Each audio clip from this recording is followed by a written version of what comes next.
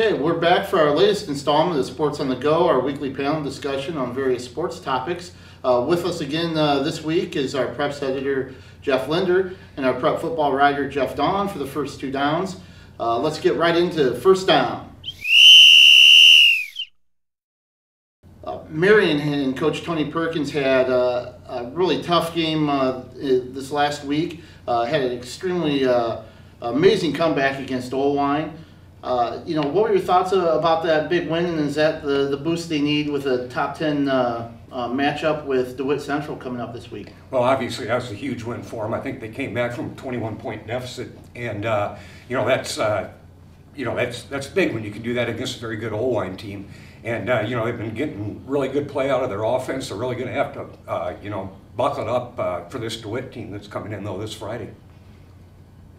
Yeah, coming back from 21 points down, I guess that's one aspect in which Oline's fast no-huddle offense might have worked against it.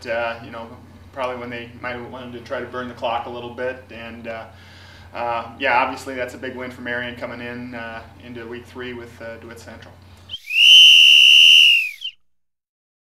And a pretty big call by Perkins to go for 2 in OT. Now, going from a future matchup of top 10 teams to one that you saw last week between City High and Washington, what were your thoughts about that game, and how good is A.J. Derby for the Wilhawks? Well, I'll tell you, there were a ton of terrific athletes on the football field that particular night from both schools, and I don't think it'd be too much of a reach to say that maybe A.J. Derby was the best of them all. Kid does everything. He quarterback, plays D-back, he punts, he returns kicks, and he's just a tremendous football player. Yeah, I didn't see the game. I listened to a little bit of it on the radio, but I think obviously my guess is 2 of the top 5 teams in the state. That's a legitimate thing to look at, and I think they'll probably both be playing deep into November. Oh, yeah. Okay. Now, with the Gazette's award-winning coverage, where are you guys going to be at this weekend? Well, I'm going to go over to Marion to watch DeWitt Central and Marion play, because that district is just loaded, so it won't be Marion's biggest game of the year, but to start right out against a top 5 team, it's going to be a real test for the Indians. My guess is, we haven't decided for sure yet, but I'm looking at our area game of the week probably being Dyersville-Beckman at Cascade. All right, there you have it for our Preps edition. We'll be back with our college experts. Okay, now we're here with third and fourth down and ready to punch it in. Our Gazette Iowa football writer Marc Morehouse and Gazette columnist Mike Hlas.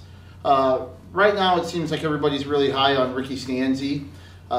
Is the UI quarterback position his to lose? And are some of the fans being overly harsh on Jake Christensen? Yeah, I think it is now his to lose. And he might lose it after 1 week. We'll see. He'll see stuff that he hasn't seen in his college career this week against Iowa State. Iowa State will blitz everybody in Ames at him on Saturday, and that's just been Iowa State's modus operandi for this game, and I expect that to continue. But I think this has been set up a little bit for Ricky to kind of take over, and he has. I mean, can't argue with what he did Saturday. He showed accuracy, and he made the makeable plays, which is something that Iowa did not do last year at the quarterback position. As far as booing goes, hey, it's college football, and people pay $50 for this, and they're going to do what they're going to do. Well, I completely agree with what Mark said. Stanzi's earned the job. The offense has just looked more fluid and efficient with him out there, and that's that. As for the booing, that it might turn out to be a catalyst for the Iowa team. This thing has sort of festered around the state and the media and on the internet for the last few days, and maybe all the players will come together in support of their teammate. Khalil Hill said 7 years ago when the Iowa fans booed McCann that when you boo one of us, you boo 105 of us. And so maybe it won't turn out to be a bad thing for the team. One of the biggest games of the year is coming up, Iowa and Iowa State. What are your thoughts on the game this weekend? And is Chiswick kind of turning around the program where their fans once wore shirts that said Ames was a drinking town with a football problem? I think anything can happen in this game, and that's kind of the beauty of it all. who knows? Iowa won 15 straight. Iowa State's won 7 in the last 10. In this particular game, I sort of like. I'll give Iowa the check mark on the line of scrimmage. I like the mature offensive and defensive linemen they have. But I got to give Iowa State the check mark for big play athletes. I think Philip Bass specifically is a guy in this game who's going to make his presence felt in big ways. He's a quarterback that's given the type of quarterback that's given Iowa fits in the last few years. And yeah, I think Chiswick's got players now, and I don't know how he's.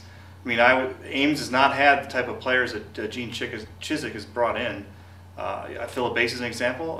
The young freshman wide receivers they have coming in, I think they still need work on the interior lines, but I do like the athletes he's bringing in, and I like the attitude they have.